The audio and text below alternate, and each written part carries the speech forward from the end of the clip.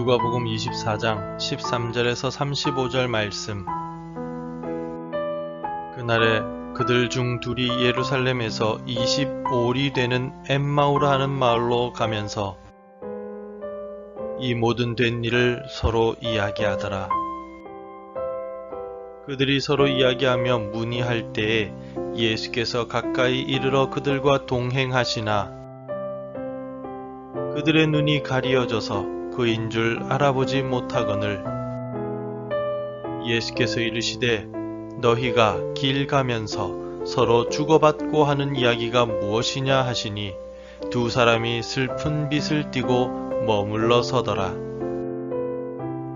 그 한 사람인 글로바라 하는 자가 대답하여 이르되 당신이 예루살렘에 체류하면서도 요즘 거기서 된 일을 혼자만 알지 못하느냐? 이르시되 무슨 일이냐? 이르되 나사렛 예수의 일이니 그는 하나님과 모든 백성 앞에서 말과 일에 능하신 선지자이거늘 우리 대제사장들과 관리들이 사형 판결에 넘겨주어 십자가에 못 박았느니라.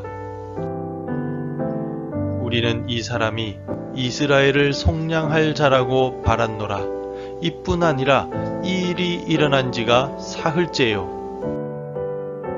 또한 우리 중에 어떤 여자들이 우리로 놀라게 하였으니 이는 그들이 새벽에 무덤에 갔다가 그의 시체는 보지 못하고 와서 그가 살아나셨다 하는 천사들의 나타남을 보았다 함이라.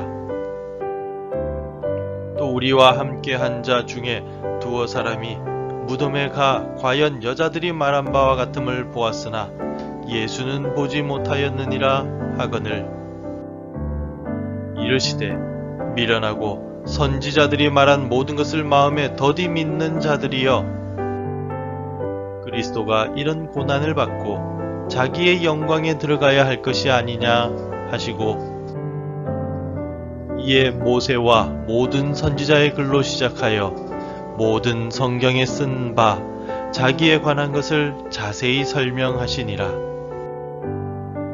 그들이 가는 마을에 가까이 가매 예수는 더 가려 하는 것 같이 하시니 그들이 강권하여 이르되 우리와 함께 유하사이다. 때가 저물어 가고 날이 이미 기울었나이다 하니 이에 그들과 함께 유하러 들어가시니라.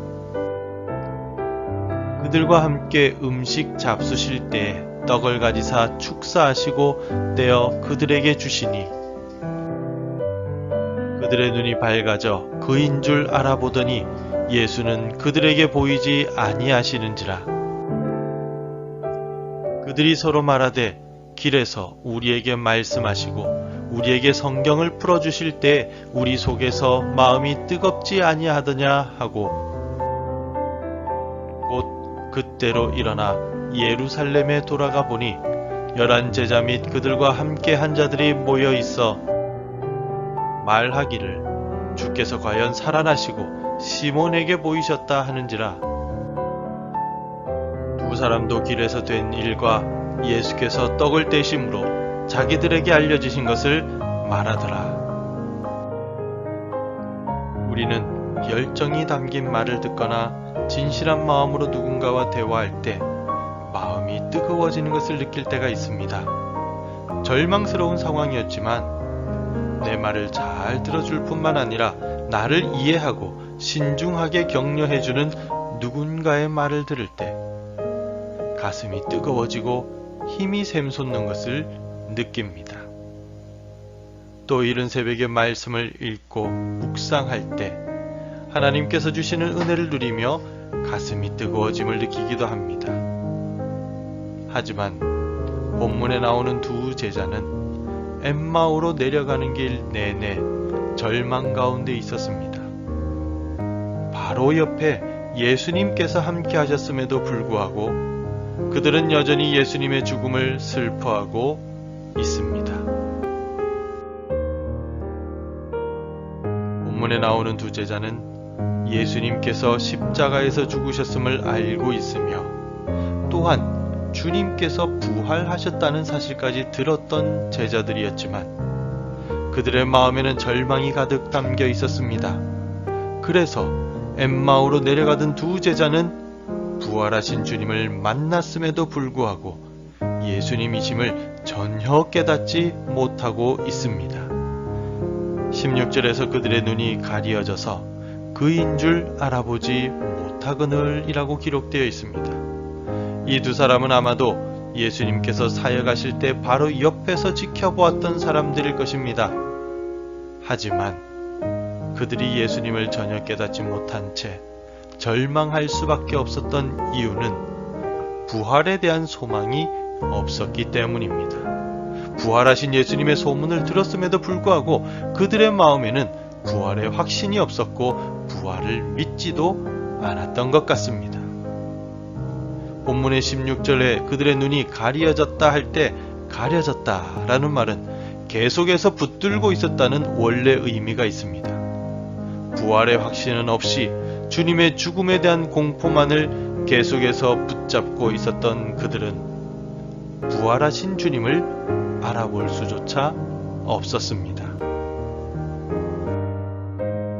두 제자와 함께 하시던 예수님께서는 자신이 겪으신 모든 일들이 구약 성경에 이미 기록되어 있었던 사실이라고 말씀하십니다. 그리고 구약 성경에 기록된 메시아의 십자가의 죽음과 부활에 대한 것을 기억하지 못하는 주제자들에게 이렇게 말씀하십니다. 25절에서 이르시되 미련하고 선지자들이 말한 모든 것을 마음에 더디 믿는 자들이여 라고 말입니다. 예수님께서 두 제자에게 하신 말씀인 더디 믿는다의 더디라는 말은 구약 성경에 기록된 메시아에 대한 말씀을 알면서도 믿지 않고 또 예루살렘에서 직접 메시아의 십자가의 죽음을 목격하고 부활하셨다는 소식을 들었음에도 불구하고 여전히 의심하고 있음을 지적하시는 말씀입니다. 듣고 보고 경험했음에도 불구하고 믿음이 없는 이들이었기에 부활하신 주님을 알아보지 못했다는 것입니다. 이처럼 주님의 부활 소식을 들었음에도 불구하고 부활에 대한 확신도 없고 구약 성경에 대해 알고 있었음에도 불구하고 말씀에 대한 확신이 없던 두 제자는 당연히 절망감을 느낄 수밖에 없었습니다. 하지만 부활의 주님을 만나 말씀을 듣고 함께 저녁 식사 자리에서 축사해 주실 때 그들은 그제서야 부활의 주님을 깨닫게 되었습니다. 그리고 주님께서 말씀을 설명해 주실 때 느꼈던 뜨거움을 고백하고 있습니다. 32절에서 그들이 서로 말하되 길에서 우리에게 말씀하시고 우리에게 성경을 풀어주실 때 우리 속에서 마음이 뜨겁지 아니하더냐 하고 말씀을 대하고 그 말씀의 의미를 우리 주님께서 설명해 주실 때 제자들의 마음은 뜨겁게 불타올랐습니다. 말씀을 듣고 말씀 속에서 감격을 느끼고 기쁨과 놀라움을 경험했다는 고백입니다. 이러한 고백은 두 제자 중에 한 사람에게만 있었던 것이 아닙니다. 말씀을 함께 들었던 두 명 모두에게 공통적으로 나타났던 현상입니다.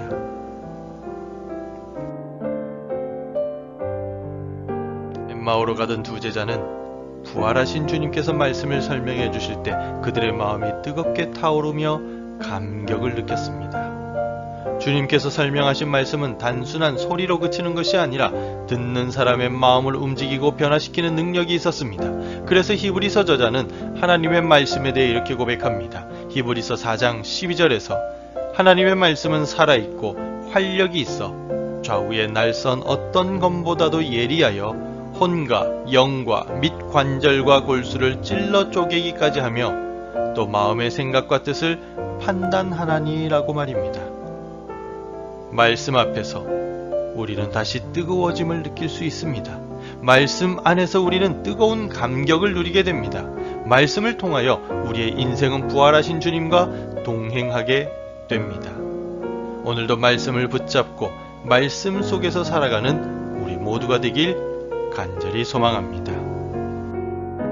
기도하겠습니다. 주님의 말씀은 내게 힘이며 지혜임을 고백합니다. 주의 말씀은 내 삶을 변화시키고 나에게 뜨거운 감격을 주심을 믿습니다. 주의 말씀을 묵상할 때 한없는 위로와 평안을 주시고 말씀을 붙들고 살아갈 때 부활의 주님을 경험하게 도와 주옵소서. 예수님의 이름으로 기도드립니다. 아멘. 함께 기도해 주시기 바랍니다. 주의 말씀을 매일 묵상하며 가까이 하게 하소서. 우리 가정이 말씀을 사모하며 묵상하게 하소서. 우리 자녀들과 어르신들과 환우들을 회복시켜 주옵소서. 오늘도 말씀과 기도로 하루를 시작하시기를 바랍니다.